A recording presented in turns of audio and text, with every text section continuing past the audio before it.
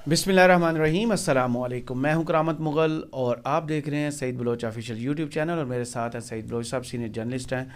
सईद बलोच साहब, हमने पिछली वीडियो में बात की जस्टिस मुज़ाहिर अली नकवी साहब की।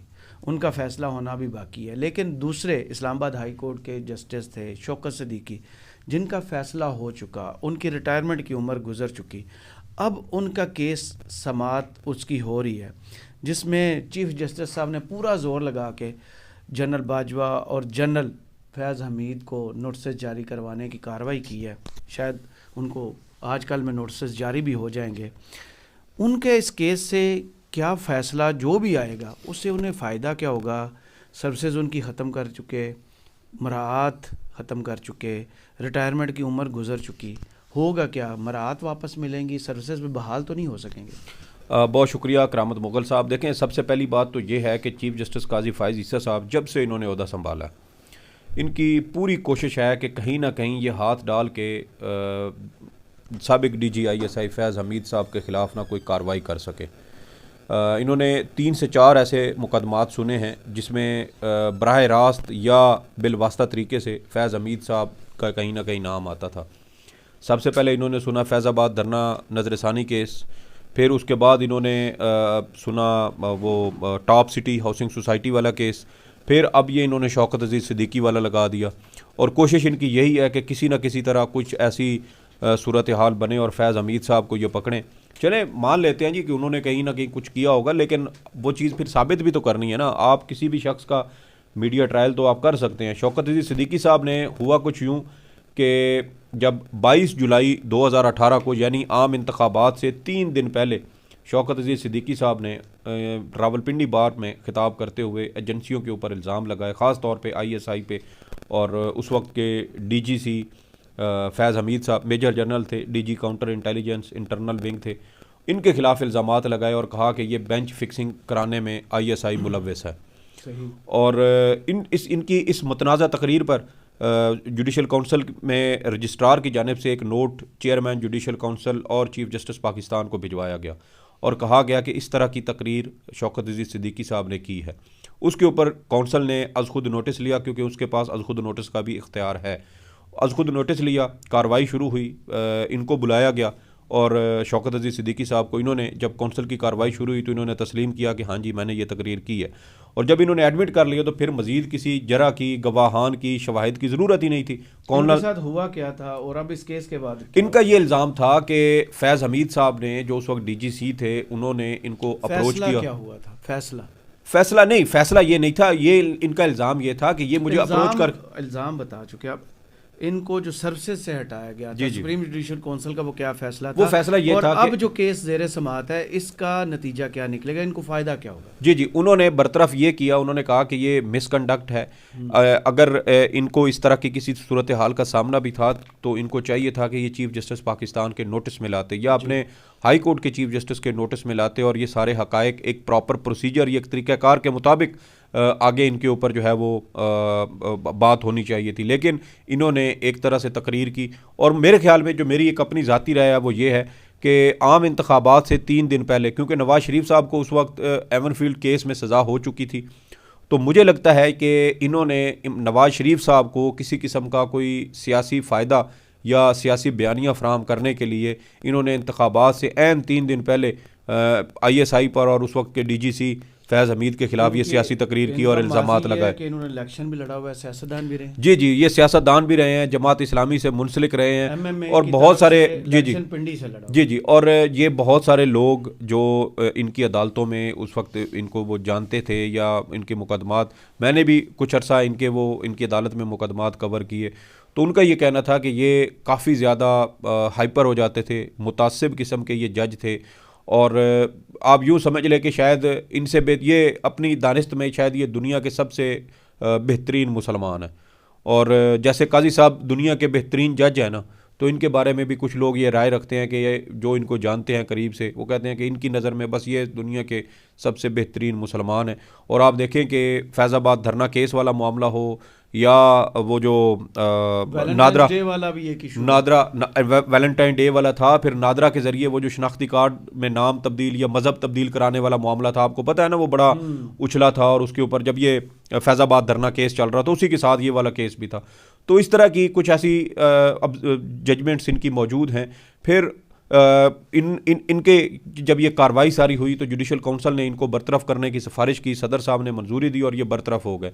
इन्होंने जुडिशल काउंसिल की कार्रवाई को सुप्रीम कोर्ट में चैलेंज किया। गुज़श्ता साल जुडिशल काउंसिल ने इनके साथ कुछ नरमी का मुजाहरा करते हुए इनके जो वकालत का लाइसेंस था वो बहाल कर दिया।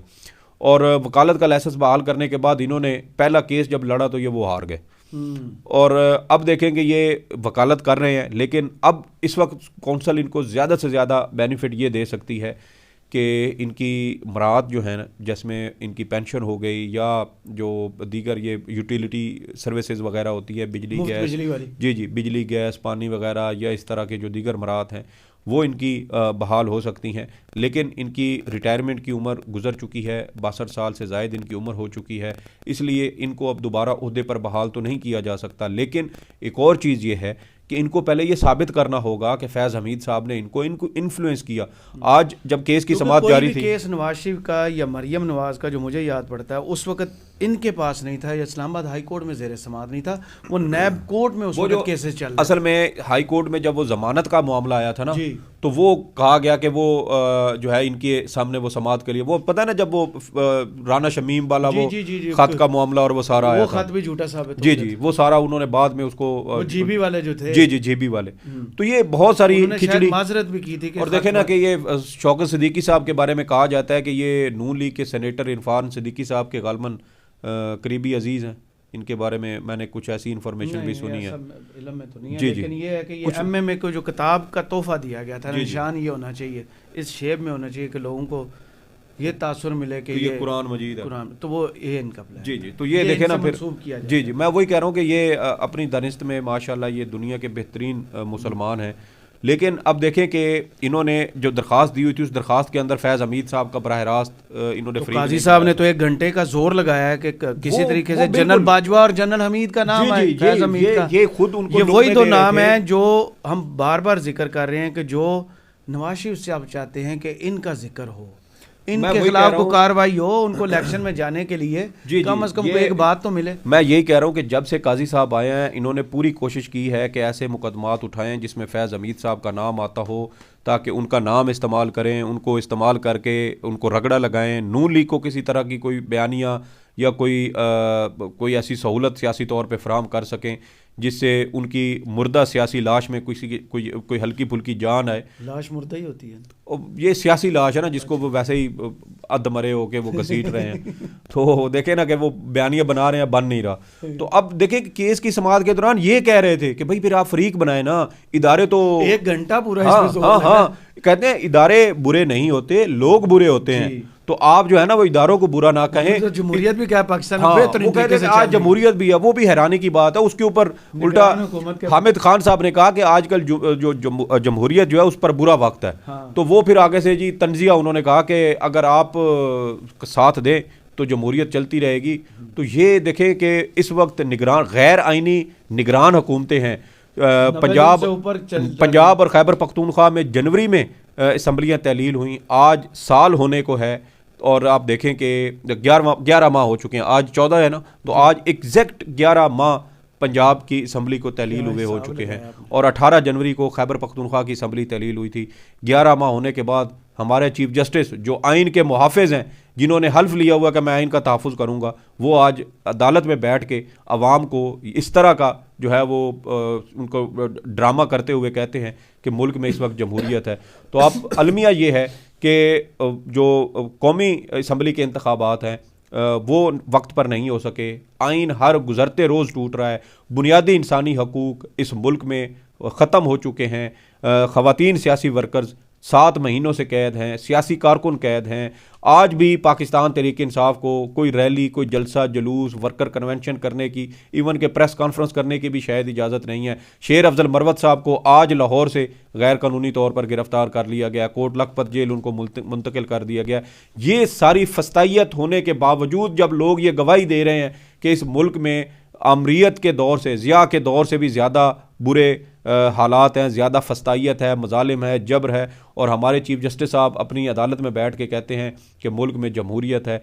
मेरे ख्याल में इस तरह काजी वक्त, काजी उल क़ज़ा की इस तरह के ख्यालात के बाद पाकिस्तान में वैसे भी ये आइन को ख़त्म करके ये यकतरफ़ा तौर पर एक ही वो बादशाही निज़ाम कायम कर देना चाहिए और एक ही ख़ानदान को हुकूमत हो, वही इसके ऊपर बादशाहत करें। बाप मरे तो अगले बेटे को बादशाहत और तख्त जो है वो आगे मुंतकिल किया जाना चाहिए।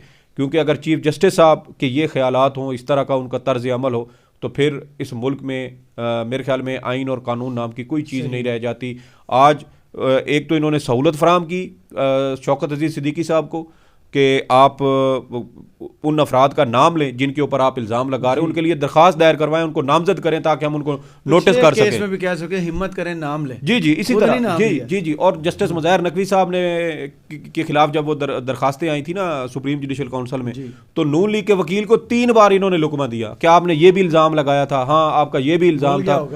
वो बिल्कुल उसको एक्टर अक्सर वो याद नहीं था। 3 इल्ज़ामात इन्होंने याद दिलवाए हैं कि उनके बच्चों का भी कि उन्होंने असासे बनाए हैं और फ़ायदा उठाया है। तो ये 3 इल्ज़ाम इन्होंने वहाँ पे उनको बताया, यहाँ पर अलग से सहूलतकारी कर रहे हैं।